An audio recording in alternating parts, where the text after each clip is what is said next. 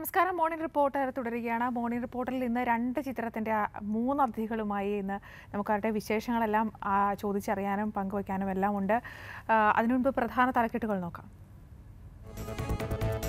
ദിലീപിന്റെ D cinemas Chalakudy നഗരസഭ അടച്ചുപൂട്ടി. ജനറേറ്റർ മോട്ടോർ പ്രവർത്തിപ്പിക്കാൻ ലൈസൻസ് എടുത്തിട്ടില്ല എന്ന ഉദ്യോഗസ്ഥർ. ലൈസൻസിനുള്ള തുക അടച്ചെന്ന തിയേറ്റർ അധികൃതരുടെ വിശദീകരണം. രാജ്യത്തെ 13ാമത് ഉപരാഷ്ട്രപതി തെരഞ്ഞെടുപ്പ് ഇന്ന്. വെങ്കയ്യ നായിഡുവും ഗോപാലകൃഷ്ണ ഗാന്ധിയും തമ്മിൽ മത്സരം. ഫലപ്രഖ്യാപനം വൈകിട്ട്.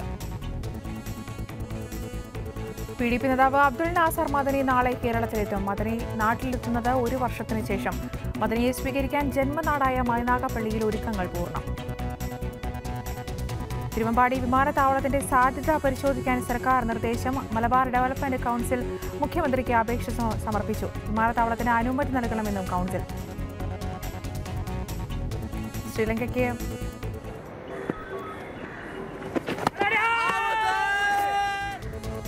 ശ്രീലങ്കയ്ക്കെതിരായ 2ാം ടെസ്റ്റിൽ ഇന്ത്യയ്ക്ക് കൂറ്റൻ സ്കോർ. 622 റൺസ് വിജയലക്ഷ്യം തേടിയിറങ്ങിയ ശ്രീലങ്കയ്ക്ക് 2 വിക്കറ്റുകൾ നഷ്ടം. സിദ്ധാർത്ഥ ഭരതൻ സംവിധാനം ചെയ്ത വർണ്ണത്തിലാശങ്ക തിയേറ്ററുകളിൽ എത്തിയിരിക്കുന്നു. കുഞ്ചാക്കോ ബോബൻ, ചെമ്പൻ വിനോദ്, സുരാജ് വെഞ്ഞാറമൂട്, ഷൈൻ ടോം ചാക്കോ, മണികണ്ഠൻ ആചാരി തുടങ്ങിയവർ പ്രധാന വേഷത്തിൽ എത്തുന്നു ചിത്രത്തിൽ. നിങ്ങൾ വിചാരിക്കണ പോലെ 5 ലക്ഷം അടിച്ചു മാറ്റുന്നുള്ളത് ശരി തന്നെയാണ്. നമസ്കാരം. കാശ് വല്ലതും ഉണ്ടായിരുന്നോ? എത്ര? 15,000. കള്ളന്മാരുടെ തലവാ തിരുവടി കൂപ്പാം അതിവിരുദ. ഞാനല്ല. തട്ടിപ്പടി പിടി ശംഖക്കൊലചതി തത്തിത്തരികിടത. കാശില്ലെങ്കിലും ആശയ്ക്ക് പഞ്ഞം ഇടമനിത. കാശ് വേണം. കാശില്ലാണ്ട് ഇവിടെ ഒരു പരിപാടി നടക്കില്ല.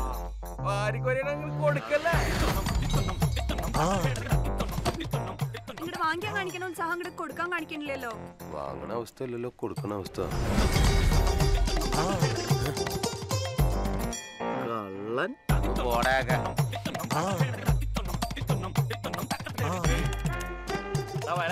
നീ എന്തിനൊക്കെ അതൊക്കെ അന്വേഷിക്കണേ? നീ ഒരു പോലീസാ? കള്ളന്മാരും പിടിച്ചോറിയാറൊക്കെ ഉള്ളതാ. താലാത്ര ശരിയല്ല. നാളെ തന്നെ ഐശ്വര്യമായിട്ട് തുടങ്ങിയാലോ?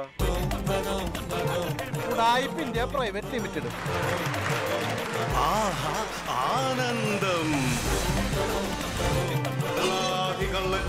നമസ്കാരം. അത് മതി.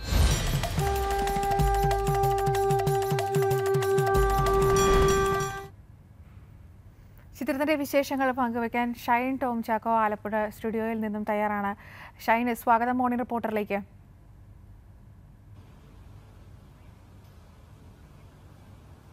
നമസ്കാരം. ഷൈൻ, ഇന്നലെ ചിത്രം തിയേറ്ററിൽ എത്തിയിരിക്കുകയാണ്. കള്ളന് കിട്ടുന്ന ഒരു സ്വീകാര്യത എങ്ങനെയുണ്ട്? റെസ്പോൺസ് എങ്ങനെയുണ്ട്?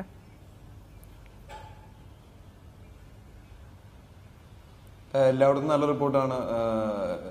കണ്ടവരൊക്കെ പറയുന്നത് എല്ലാവർക്കും ഇഷ്ടപ്പെടുന്നുണ്ട് പടം. തിരുവനന്തപുരത്തു നിന്നും, കൊല്ലത്തുനിന്നും, കോട്ടയത്തുനിന്നും, പൊന്നാനിയിൽ നിന്നും, തൃശ്ശൂരിൽ നിന്നൊക്കെ കോളുകൾ വരുന്നുണ്ട്.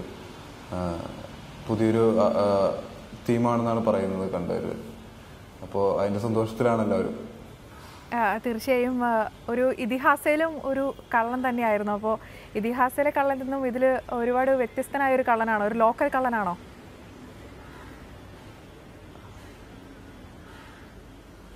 ഇതൊരു നാട്ടിൻപുറത്തുള്ള നാട്ടിലെ നാട്ടുകാർക്കും വീട്ടുകാർക്കും ഒക്കെ അറിയാവുന്ന, അതായത് നാട്ടിലെ കള്ളൻ എന്ന പേരുള്ള ഒരു നാട്ടിലെ ചെറിയൊരു കള്ളനാണ്. മറ്റേ ഇതിഹാസയിലെ കള്ളൻ ഗ്രാമത്തിലുള്ള അല്ല പട്ടണത്തിലുള്ള അല്ലെങ്കിൽ കൊച്ചി സിറ്റിയിലുള്ള അത്യാവശ്യം നന്നായി പോക്കറ്റൊക്കെ അടിക്കാൻ അറിയാവുന്ന ഒരു കള്ളനാണ്. ഇത് പക്ഷെ തുടക്കക്കാരനാണ്, അതിനേക്കാളും കുറച്ച് ചെറുപ്പക്കാരനാണ്. വരുന്നുള്ളൂ ഇതിലേക്ക്. ചെമ്പൻ ചെയ്യുന്ന വിൽസൺ ചേട്ടൻ്റെ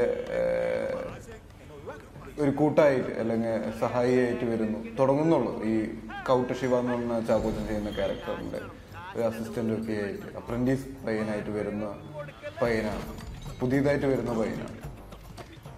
പുള്ളി അത്ര അപകടകാരിയൊന്നുമല്ല, നിഷ്കളങ്കനാണ്. എന്താണ് ഷൈൻ ഈ വർണ്ണത്തിൽ ആശങ്ക? നമ്മൾ പണ്ട് മലയാള പാഠപുസ്തകത്തിലൊക്കെ അലങ്കാരം പഠിച്ചിട്ടുണ്ട്, അതുതാനല്ലയോ ഇത് എന്ന വർണ്ണത്തിൽ ആശങ്ക ഉൽപ്രേക്ഷ അലങ്കൃതി എന്നൊക്കെ പറഞ്ഞ് പഠിച്ചിട്ടുണ്ട്. അതൊക്കെ തന്നെയാണോ ഇതിൻ്റെയും പ്രമേയം?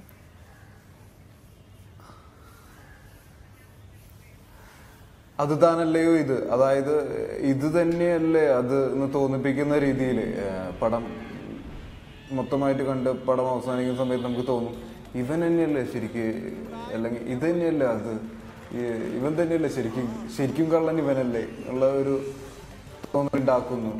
അതുകൊണ്ടാണ് അത് ആ പേര് അങ്ങനെ ഇട്ടത്. വർണ്ണത്തിൽ ആശങ്ക ഉൽപ്രേക്ഷ അലങ്കൃതി, അത് താനല്ലയോ ഇത് എന്ന് പറയുന്നത്.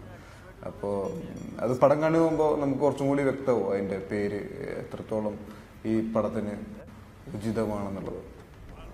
ചിത്രത്തിൽ നായികയില്ല എന്നുള്ളൊരു വലിയൊരു പ്രത്യേകത തന്നെയാണ്. സുരാജ് വെഞ്ഞാറമൂടിൻ്റെ ഒരു പേരായി വരുന്ന രചന നാരായണൻകുട്ടി ഒഴിച്ചു നിർത്തിയാൽ ചിത്രത്തിൽ നായികയില്ല എന്നുള്ളൊരു പ്രാധാന്യം കൂടിയുണ്ട് ചിത്രത്തിന്. ഒരു കോമഡിയുടെ പൂക്കാലമാണ് ഈ ഒരു സമയം മുഴുവൻ തന്നെ. കോമഡി ചിത്രങ്ങളാണ് എല്ലാം ഇറങ്ങുന്നത് തന്നെ. എല്ലാവരെയും രസിപ്പിക്കാൻ ഒരു രാഷ്ട്രീയപരമായ വിമർശനങ്ങളൊന്നും ഇല്ലാതെ തന്നെ ചിത്രങ്ങൾ ഇറക്കാനാണ് ഇപ്പോൾ എല്ലാവരും തന്നെ നോക്കുന്നത്. അത്തരത്തിലൊരു ചിത്രം തന്നെയാണോ വർണ്ണത്തിൽ ആശങ്ക? അതോടൊപ്പം തന്നെ താങ്കളുടെ കഥാപാത്രത്തെക്കുറിച്ചൊന്ന് പറയണം. കൂടെ ഉള്ള ഇപ്പോൾ കുഞ്ചാക്കോവനാണെങ്കിൽ തന്നെ, അതുപോലെ ചെമ്പൻ വിനോദ്, ഇവരൊക്കെ വളരെ അഭിനയ സമ്പത്തുള്ള ആളുകളാണ്. സുരാജ് വെഞ്ഞാറമൂടാണെങ്കിൽ നമ്മൾ പറയുകയാണെങ്കിൽ ദേശീയ അവാർഡ് ജേതാവ് കൂടിയാണ്.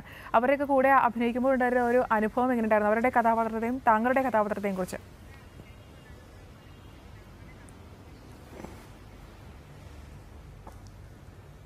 ഇതിലങ്ങനെ കോമഡി, കൗണ്ടർ കോമഡീസ് അല്ലെങ്കിൽ സ്കിറ്റ് ടൈപ്പ് കോമഡീസ് ഒന്നുമില്ല. കഥാപരമായിട്ട് ഈ ക്യാരക്ടേഴ്സ്, ഈ മെയിനായിട്ട് 5 ക്യാരക്ടേഴ്സാണ് ഉള്ളത്. ചാക്കോച്ചൻ ചെയ്യുന്ന കൗട്ട ശിവ എന്ന് പറയുന്നത്, എനിക്ക് തോന്നുന്നു ചാക്കോച്ചൻ്റെ ഇത്രയും കാലത്തിനിടയിൽ ആദ്യമായിട്ടായിരിക്കും ഇത്രയും ഒരു റോ ആയിട്ടുള്ള ഒരു ക്യാരക്ടർ ചെയ്യുന്നത്. കാരണം പുള്ളീനെ പറ്റിയിട്ട് ഈ പടത്തിൽ തന്നെ പറയുന്നുണ്ട്. വിൽസൺ, അതായത് ചെമ്പൻ ചെയ്യുന്ന ക്യാരക്ടർ, ചെമ്പൻ്റെ ഒരു സ്പേസിലാണ് ഞങ്ങളെല്ലാവരും ഒത്തുകൂടുന്നത് ചെമ്പൻ. അപ്പോൾ ചെമ്പൻ പറയുന്നുണ്ട് മണികണ്ഠൻ്റെ അടുത്ത്, മണികണ്ഠൻ ചെയ്യുന്നത് ഗിൽബർട്ട് ജി എന്ന് പറയുന്ന ഒരു ക്യാരക്ടറാണ്, ഗിൽബർട്ട് എന്ന് പറയുന്നത്. അപ്പോൾ ഞങ്ങളെല്ലാവരും സ്മോൾ അടിക്കാൻ വേണ്ടി ഇങ്ങനെ ഗ്ലാസ്സിൽ സ്മോൾ ഒഴിച്ച് നിൽക്കുന്ന സമയത്ത് ചിയേഴ്സ് അടിക്കണേക്കാട്ടും മുന്നേ ചാക്കോച്ചെടുത്ത് അടിക്കും. അപ്പം നമ്മുടെ മണികണ്ഠൻ ചോദിക്കുക എന്താണ് പറയുന്നത്, ചിയേഴ്സൊക്കെ ഒന്നും പറയണ്ടേ? അപ്പോൾ ചെമ്പൻ പറയുന്നുണ്ട് അങ്ങേർക്ക് ഒരെണ്ണം രാവിലെ അടിക്കണം, നല്ല നോർമലാവുള്ളൂ, അത് കഴിഞ്ഞിട്ട് പിന്നെ ചിയേഴ്സൊക്കെ പറയുള്ളൂ. അങ്ങനത്തെ ഒരു ക്യാരക്ടറാണ്. ഫുൾ ടൈം മുറുക്കി മുണ്ടൊക്കെ കയറ്റി കൊടുത്ത് നടക്കുന്ന കൗട്ട ശിവ എന്നാണ് ശിവേട്ടൻ്റെ പേര്. അപ്പോൾ ശിവേട്ടനാണെങ്കിലും പിന്നെ സുരാജ് ഏട്ടൻ ചെയ്യുന്ന ക്യാരക്ടർ, ഇങ്ങനെ ഈ 5 ക്യാരക്ടറാണ് മെയിനായിട്ട് ഈ പടത്തിൽ പോകുന്നത്. അപ്പോൾ ഇത് ഈ ക്യാരക്ടേഴ്സിൻ്റെയൊക്കെ സ്വഭാവങ്ങൾ കാരണം ഓരോ സാഹചര്യത്തിൽ ചെന്ന് പെടുമ്പോൾ ഉണ്ടാവുന്ന ചെറിയ ചെറിയ നർമ്മങ്ങളാണ് പടത്തിലുള്ളത്. അല്ലാതെ കൗണ്ടറായിട്ടുള്ള, ഇപ്പോൾ സുരാജ് ഏട്ടനാണെങ്കിലും അധികം കൗണ്ടേഴ്സും കാര്യങ്ങളൊന്നുമില്ല. കഥയ്ക്ക് ആവശ്യമുള്ള അല്ലെങ്കിൽ സിറ്റുവേഷന് ആവശ്യമുള്ള ഡയലോഗ്സ് പറയുന്നു. അത് ആ സിറ്റുവേഷൻ അതായതുകൊണ്ടും ക്യാരക്ടേഴ്സ് ഇതൊക്കെ ആയതുകൊണ്ടും ഉണ്ടാവുന്ന നർമ്മം മാത്രമാണ് ഈ ചിത്രത്തിലുള്ളത്. പിന്നെ സുരാജ് ഏട്ടനെ പറ്റി പറയുകയാണെങ്കിൽ അവാർഡിന് ശേഷം പുള്ളി വളരെ അധികം ഹ്യൂമർ സാധനങ്ങൾ അല്ലെങ്കിൽ സ്കിറ്റ് ടൈപ്പ് സാധനങ്ങൾ ക്യാരക്ടേഴ്സ് ഒഴിവാക്കി ഇങ്ങനത്തെ സ്വഭാവ നടൻ എന്ന രീതിയിലുള്ള ക്യാരക്ടർ ആക്ടറായി പുള്ളി കൂടുതൽ ട്രൈ ചെയ്യുന്നുണ്ട്. അങ്ങനത്തെ ഇപ്പോൾ കമ്മിറ്റി പടത്തിലാണെങ്കിലും ചെറിയ റോളാണെങ്കിലും പുള്ളി അത് ട്രൈ ചെയ്യുന്നുണ്ട് അങ്ങനത്തെ ഒരു ക്യാരക്ടർ ചെയ്യാനായിട്ട്, ഹ്യൂമർ അധികം ഇല്ലാത്തത്. പക്ഷെ ഇതിൽ ഹ്യൂമർ ഉണ്ട്. അങ്ങനെ ഓവർ കോമഡി സ്കിറ്റ് ടൈപ്പ് സാധനങ്ങളല്ല, കഥയ്ക്ക് ആവശ്യമുള്ള സിറ്റുവേഷന് ആവശ്യമുള്ള സാധനങ്ങൾ ചെയ്യുന്നു എന്നുള്ളൂ, അത് ഹ്യൂമറായിട്ട് വരുന്നു. പിന്നെ ചാക്കോച്ചനും ചെമ്പനും മണികണ്ഠനും, ഞങ്ങൾ 5 ക്യാരക്ടേഴ്സാണ് മെയിനായിട്ട് ഈ പടത്തിൽ ഉള്ളത്. അപ്പോൾ അതൊക്കെയാണ് ഇതിൻ്റെ. ഷൈൻ, നമ്മൾ പറയുകയാണെങ്കിൽ ഏറ്റവും വലിയ പ്രത്യേകത എന്ന് പറയുന്നത് സിദ്ധാർത്ഥ ഭരതൻ്റെ ഒരു സിനിമയാണ്, സംവിധാനത്തിലുള്ള ഒരു സിനിമയാണ്. നമുക്ക് സിദ്ധാർത്ഥ ഭരതനെ നമുക്ക് നേരത്തെ അറിയാം, ലെജൻഡായ ഭരതൻ സാറിൻ്റെ മകനാണ്. അത്രയും വലിയൊരു കഴിവുള്ള, നമ്മൾ നിദ്ര എന്നുള്ളൊരു സിനിമ കണ്ടതാണ്, വളരെയധികം നിരൂപക ശ്രദ്ധ നേടിയ ഒരു ചിത്രമാണ് നിദ്ര. അതിനുശേഷം ചന്ദ്രേട്ടൻ എവിടെയാ 100 ദിവസം തിയേറ്ററിൽ ഓടിയ ഒരു ചിത്രമാണ് ചന്ദ്രേട്ടൻ എവിടെയാ എന്ന ചിത്രവും. വളരെയധികം ഒരുപാട് ശ്രദ്ധ നേടിയിട്ടുള്ള ഒരു സംവിധായകനാണ്. എന്നുള്ളതാണ്. എങ്ങനെയുണ്ടായിരുന്നു അദ്ദേഹത്തിൻ്റെ കൂടെ ഒരു സംവിധായകൻ എന്ന നിലയിൽ കൂടെ ഉണ്ടായിരുന്നപ്പോൾ എങ്ങനെയുണ്ടായിരുന്നു? കഴിഞ്ഞ ദിവസം മണികണ്ഠനാചാരി നമ്മോടൊപ്പം അതിഥിയായിട്ട് കഴിഞ്ഞ ദിവസം എത്തിയിരുന്നു. അദ്ദേഹം പറഞ്ഞു എന്നിലുള്ള ഒരു നടനെ ഏറ്റവും കൂടുതൽ ഒപ്പിയെടുത്ത ഒരു സംവിധായകനായിരുന്നു, രാജീവ് രവിക്ക് ശേഷം ഒപ്പിയെടുത്ത ഒരു സംവിധായകനായിരുന്നു. വളരെയധികം വളരെ എൻ്റെ ഉള്ളിലുള്ള എന്താണോ കഥാപാത്രത്തെ, ആ കഥാപാത്രത്തെ വളരെയധികം ഒപ്പിയെടുക്കാൻ സഹായിച്ചിട്ടുള്ള ഒരു സംവിധായകനാണ് സിദ്ധാർത്ഥ ഭരതൻ എന്ന് പറഞ്ഞു. എങ്ങനെയുണ്ടായിരുന്നു സിദ്ധാർത്ഥ ഭരതൻ്റെ കൂടെ ചെയ്തപ്പോൾ ഉണ്ടായിരുന്ന ഒരു അനുഭവം? എങ്ങനെയുണ്ടായിരുന്നു?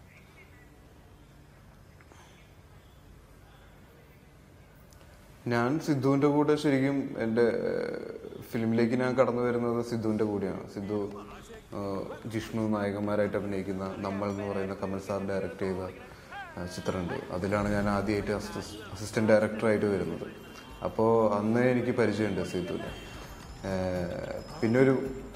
പിന്നെ എൻ്റെ ഒരു കുറച്ച് കാലങ്ങൾക്ക് ശേഷം സിദ്ധു കൊച്ചിയിലേക്ക് താമസം മാറുകയും അപ്പോൾ നേരത്തെ പരിചയമുള്ള കൂട്ടുകാരെന്ന രീതിയിൽ ഞങ്ങൾ കുറച്ച് കൂടുതൽ അടുത്തു. പിന്നെ അവിടെ നിന്ന് അങ്ങോട്ട് സിദ്ധു നിദ്ര ചെയ്യുന്നു, സെമീർ ക്യാമറ ചെയ്ത പടം, പിന്നെ അതിനുശേഷം ചന്ദ്രേട്ടൻ. ഇതിൻ്റെ ഇടയിലൊക്കെ ഞാനും സിദ്ധുവും കൂടി ചേർന്ന് ഓരോ പടങ്ങൾ ഇങ്ങനെ പ്ലാൻ ചെയ്തിരുന്നു. പക്ഷെ അത് ഓരോരോ സ്റ്റേജുകളിൽ അതിങ്ങനെ മാറിപ്പോയി. അതിൻ്റെ ഇടയ്ക്കാണ് ചന്ദ്രേട്ടൻ എവിടെയാണ് സിദ്ധു ചെയ്യുന്നത്. അപ്പോൾ സിദ്ധു ഒരു സംവിധായകനേക്കാൾ കൂടുതൽ എൻ്റെ വളരെ അടുത്തൊരു സുഹൃത്താണ്. അപ്പോൾ ഞങ്ങൾ തമ്മിൽ അങ്ങനെ ഒരുപാട് ഇമോഷണലി അറ്റാച്ച്ഡ് ആണ്, അല്ലെങ്കിൽ അങ്ങനെ ഒരു വലിയ ബന്ധം തന്നെയുണ്ട്.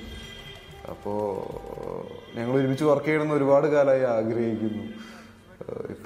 ഇപ്പോൾ കഴിഞ്ഞ മെയിലാണ് അത് സംഭവിച്ചത്, വർണ്ണത്തിൽ ആശങ്കയിലൂടെ. സിദ്ധു പടം ചെയ്യുന്ന സമയത്ത്, അല്ലെങ്കിൽ നമ്മുടെ ലൊക്കേഷനിലുള്ള സമയത്ത്, അല്ലെങ്കിൽ നമ്മൾ ഡയറക്റ്റ് ചെയ്യുന്ന സമയത്ത് പുള്ളി ആക്ടറിനെ കോൺസെൻട്രേറ്റ് ചെയ്ത് പോകുന്ന ഒരു ഡയറക്ടറായിട്ടാണ് എനിക്ക് തോന്നുന്നത്. ആക്ടറിനെ കൂടുതലായിട്ട് ഒബ്സർവ് ചെയ്യുകയും ആക്ടറിന് വേണ്ട ഡീറ്റെയിലിംഗ് ഒക്കെ സിദ്ധു പറഞ്ഞു തരും. സിദ്ധു അഭിനയിച്ചിട്ടുള്ളത് കൊണ്ടും കൂടിയായിരിക്കും അത് കൂടുതൽ. നമ്മളുടെ ആക്ടറിനെയാണ് പുള്ളി കൂടുതൽ ഫോക്കസ് ചെയ്യുക. അതാണ് പുള്ളിയുടെ മെയിൻ ടൂളായിട്ട്. ആക്ടറിനെ മോൾഡ് ചെയ്ത് പുള്ളി ആക്ടറിലൂടെയാണ് പുള്ളി കഥ പറയുന്നത്. അധികം ടെക്നിക്കലിയും വർക്ക് ചെയ്യുന്നുണ്ടെങ്കിലും കൂടുതലും ആക്ടറിൻ്റെ പെർഫോമൻസിലാണ് പുള്ളി കോൺസെൻട്രേറ്റ് ചെയ്തിരിക്കുന്നത്. ഇപ്പോൾ എന്നോട് തന്നെ ചില സിറ്റുവേഷൻസിൽ നമ്മൾ പോലും ആലോചിക്കാത്ത ചില ഡീറ്റെയിലിംഗ് കാര്യങ്ങൾ പുള്ളി നമുക്ക് പറഞ്ഞുതരും. പക്ഷെ അത് അടുത്ത സീനിൽ വരുമ്പോൾ കറക്റ്റായിരിക്കും. അപ്പോൾ ഇപ്പോൾ ഭരതൻ സാറാണെങ്കിലും ഭരതൻ സാറിൻ്റെ പടങ്ങളിൽ ആക്ടേഴ്സ് കൂടുതൽ നന്നായി പെർഫോം ചെയ്യുന്നു നമ്മൾ എപ്പോഴും പറയാറുണ്ട്, അല്ലെങ്കിൽ നമുക്ക് തോന്നാറുണ്ട്. സാറിൻ്റെ പടങ്ങളിൽ പൊതുവേ മറ്റു പടങ്ങളിൽ നിന്ന് ആക്ടേഴ്സിന് വളരെ ഡിഫറെൻ്റ് ആയിട്ട് കാണാൻ പറ്റും. അവരുടെ ഡിഫറെൻ്റ് ആയിട്ടുള്ള പെർഫോമൻസ് നമുക്ക് കിട്ടാറുണ്ട്. അതേപോലെ തന്നെയാണെന്ന് എനിക്ക് തോന്നുന്നത്. ഇപ്പം മണികണ്ഠൻ പറഞ്ഞതും, മണികണ്ഠനെ കൂടുതൽ നന്നായി അതിൽ ഒരു ആക്ടറിൻ്റെ കുറേ കാര്യങ്ങൾ പുറത്തേക്ക് കൊണ്ടുവരാൻ പറ്റിയെന്ന് പറഞ്ഞത്. അതിപ്പോൾ ആക്ടറിന് താല്പര്യമുള്ള ഡയറക്ടേഴ്സിൻ്റെ കൂടെ വർക്ക് ചെയ്യുമ്പോൾ ആക്ടേഴ്സിന് വളരെ താല്പര്യമാണ്. ഇതിൽ പ്രതീഷ് എന്ന് പറയുന്ന ഒരു ക്യാരക്ടറാണ് ഞാൻ ചെയ്യുന്നത്. പ്രതീഷ് വളരെ ഒരു ചെറുപ്പക്കാരനാണ്, കാമുകനാണ്. പുള്ളിക്ക് കുറച്ച് പ്രശ്നങ്ങളൊക്കെ ഉണ്ട്. കാമുകിയുടെ സ്വർണ്ണം എടുത്ത് പണയം വെച്ച് അത് തിരിച്ചെടുത്ത് കൊടുക്കാൻ പറ്റുന്നില്ല, കാശില്ല. അപ്പം അതിൻ്റെ നെട്ടോട്ടത്തിൽ അങ്ങനെയാണ് ഈ പടം തുടങ്ങുന്നത്. പിന്നെ പുള്ളി ബേസിക്കലി വീട്ടിൽ വേറെ ജോലി ചെയ്ത് ജീവിക്കാനൊന്നും താല്പര്യമില്ലാത്ത കക്ഷിയാണ്. തട്ടിപ്പും വെട്ടിപ്പൊക്കെ ആയിട്ട് പുള്ളിനെ പറ്റി മാമൻ പറയുന്ന ഒരു സംഭവമുണ്ട്. നിന്നെ പേടിച്ചിട്ടാണ് വീട്ടിൽ അലമാരി പൂട്ടി താക്കോലിട്ട് അച്ഛൻ നടക്കുന്നത്, അല്ലാതെ കള്ളനെ പേടിച്ചിട്ടല്ല. അതാണ് ഒരു ചെറിയ ഡിസ്ക്രിപ്ഷൻ ഈ ക്യാരക്ടറിനെ കുറിച്ചിട്ടുള്ളത്. ഷൈന് പുതിയ ചിത്രങ്ങൾ ഏതെല്ലാമാണ് ഷൈൻ? എന്തെങ്കിലും ആലോചനയിലുണ്ടോ?